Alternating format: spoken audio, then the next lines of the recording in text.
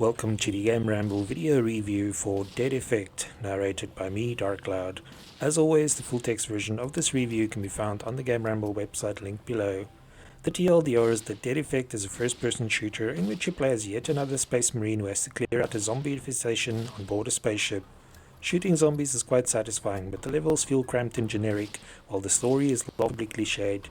The game does offer a ton of content for a minimal price, but with so many better games available, it's hard to recommend this one. Gameplay receives a 6 out of 10.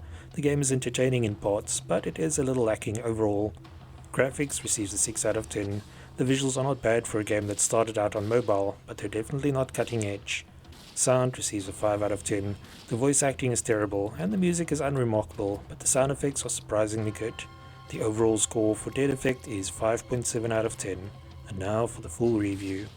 Dead Effect opens with your character waking up from a cryogenic sleep aboard the ESS Meridian, a starship that's supposed to be heading towards Tau CTF. Unfortunately, things seem to have gone horribly wrong, and the entire ship crew is now either dead or zombies. What was to be a mission to colonize the first planet in the history of humanity is now a desperate fight to prevent the infected ship from turning around and heading back to Earth. Fortunately, you're a member of Unit 13, which means your character is handy with a gun and itching to use it on the zombies. To be honest, the plot for Dead Effect is about as generic as you can get, which is appropriate as the game itself is pretty generic.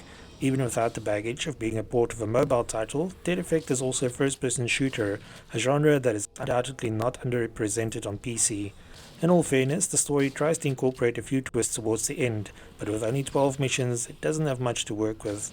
Still, being a heavily armed space marine on a ship full of undead did have the potential to be fun, but sadly everything that Dead Effect has to offer has not only been done before, but done better. Dead Effect gives players a choice between two characters, Gunnar Davis and Jane Grey, but apart from their starting weapons, there's not much to distinguish them. No matter who you pick, the story remains the same, with only the characters' voices and the lines they deliver changing.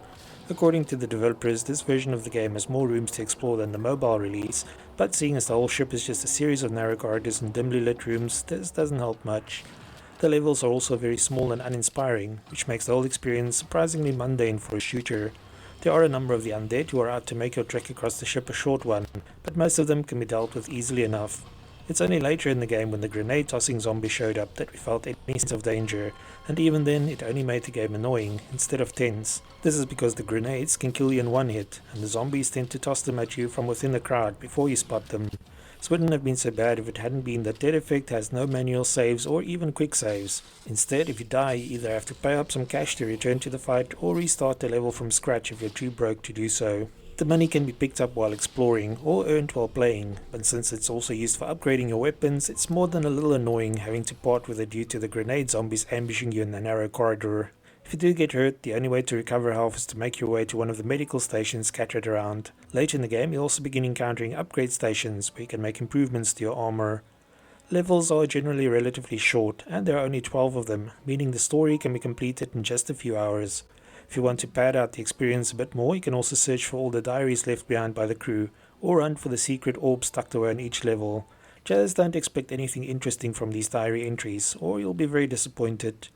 Most of your time in Dead Effect will be spent shooting at the undead, but you'll also have to take some time out to punch open lockers and hack security codes. The former is done by hammering on your spacebar, while the latter consists of a basic minigame where you have to match symbols under a specific time limit. Although Dead Effect wasn't a bad looking game on mobile devices, it is a little less impressive on PCs. Most of the rooms and corridors in the game look so similar that you get a constant sense of deja vu while wandering around. Thankfully, you can activate a marker to show you what direction to head in if you become disoriented. In addition to the generic zombies and soldier zombies that carry grenades, you also encounter chainsaw-wielding zombies and large zombies that can vomit projectiles at you. The zombies have the nasty habit of showing up out of nowhere, and because the levels in this game are so cramped, it's easy to get backed into a corner if you're not careful. We have to give Dead Effect credit for the weapons, as most of them look and feel pretty satisfying to use, while popping zombie heads with a carefully placed shot never gets old. It's also good to see that the game allows you to target zombies' arms or legs and shoot them off instead of just their heads. Your suit has a built-in recharging stun gun, but you can also carry a primary and secondary weapon around with you. Since upgrading your weapons costs a lot of money, we found ourselves sticking to one type of gun for the game's duration, to ensure it's as powerful as possible. In addition to the guns, you'll eventually have access to two special abilities, Bullet Time and Devastation. Completing the story mode doesn't take very long, but along with the New Game Plus mode, Dead Effect also has a bit more to offer.